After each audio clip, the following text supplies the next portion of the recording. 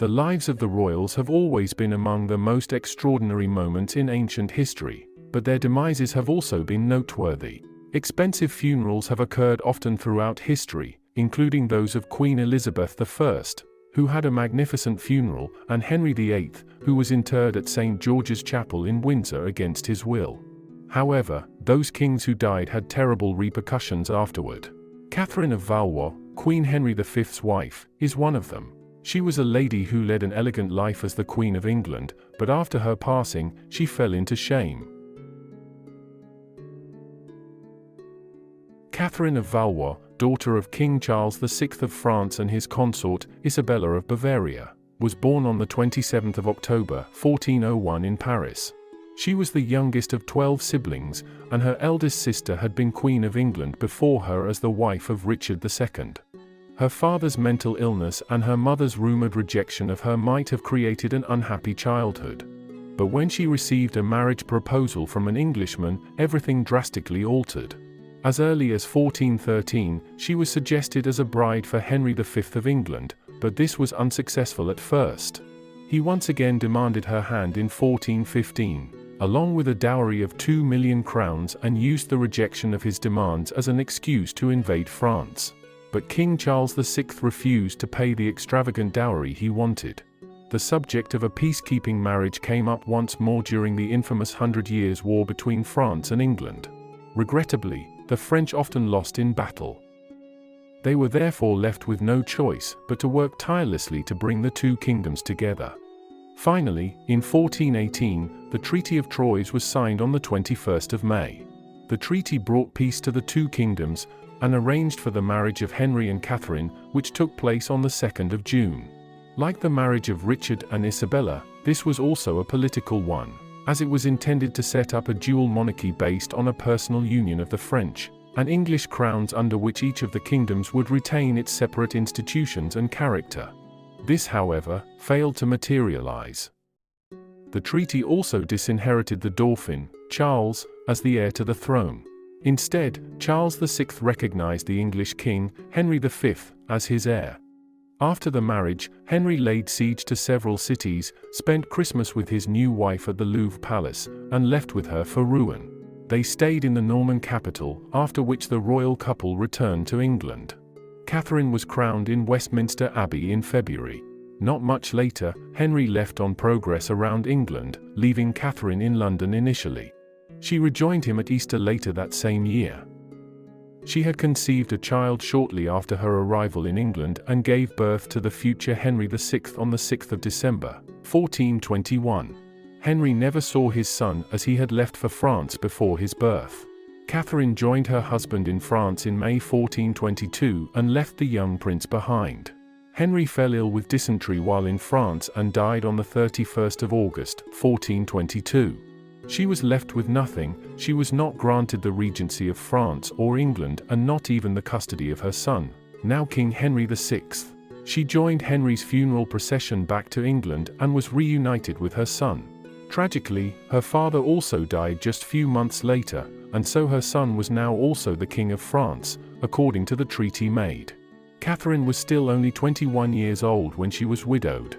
She spent the early years of her widowhood with her son, but she was soon romantically involved with Edmund Beaufort. It was feared that they wished to marry, and the minority council were anxious that Edmund would seek to become regent of the young king.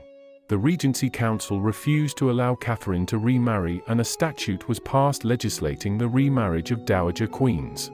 It effectively meant that Katherine could not remarry until her son obtained his majority. As a result, she probably abandoned her plans to marry the prominent Edmund Beaufort. However, Katherine had begun a secret relationship with Owen Tudor. Katherine could no longer wait. She had been a widow for over 6 years. She secretly wed Owen, the ancestor of the Tudor dynasty and the father of her 4 children, in 1432 out of pure love.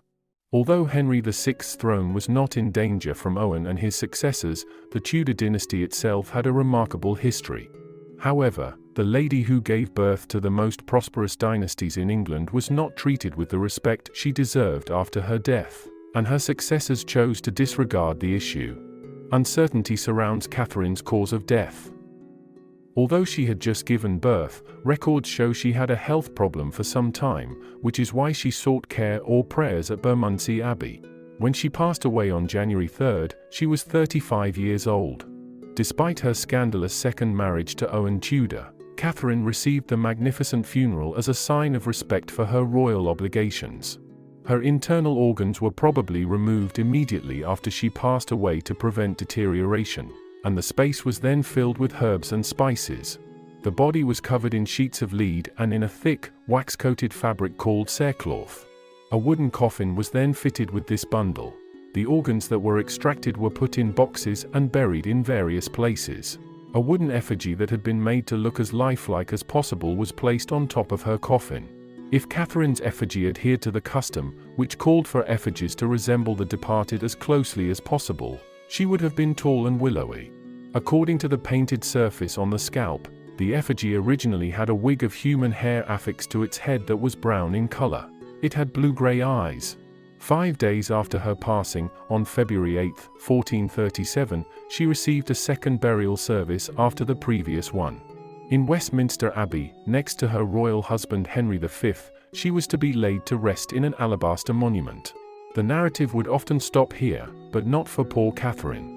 Her son Henry VI wished to design a more fitting memorial for her, but passed away before he could decide what to erect in her memory. Therefore it appears that this tomb was only meant to be temporary. Henry VII, Katherine's grandson, wanted to discontinue the old lady's chapel where she was buried, and build a new one. As a result, Katherine's tomb was destroyed. Her body was discovered when they were laying the new foundations. Katherine's bones were removed from both the inner lead coffin and the wood outer casket when it was discovered that both were severely corroded. They were placed within a wooden box that had flat sheets of lead removed from the chapel's previous roof lining it. Near her husband's tomb, the casket was lying on the ground, and it would stay there for a further 3 centuries. Henry VII passed away before the chapel could be finished, and his son Henry VIII never carried out some of his orders. Henry VIII never bothered to bury his great-grandmother, nor did any of the other Tudors who came along after him. As a result, Katherine's body remained a popular tourist destination for many years. However, the Queen's mummified body was exposed to shame rather than being treated with reverence. Many of her bones were stolen by souvenir seekers as some individuals kissed the corpse's mouth. Finally, in 1778, a crypt under St. Nicholas Church was used to bury her coffin. Dean Stanley, a clergyman and ecclesiastical historian, started seeking for Katherine's documents and remains another century later. The coffin's whereabouts was a mystery for many years.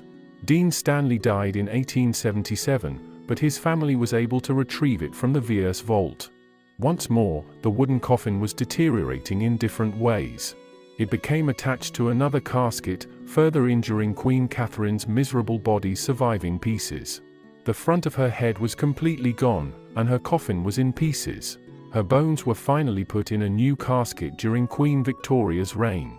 Along with portions of Queen Katherine's previous chest, an inscription plate detailing the voyage of her body was also inserted within. She is currently buried in Westminster Abbey in London. It is unfortunate how Queen Katherine's body suffered extreme maltreatment while her tomb was being destroyed, and a new monument was being built. After 400 years of shame and humiliation, Katherine finally fell asleep in the Queen's grave.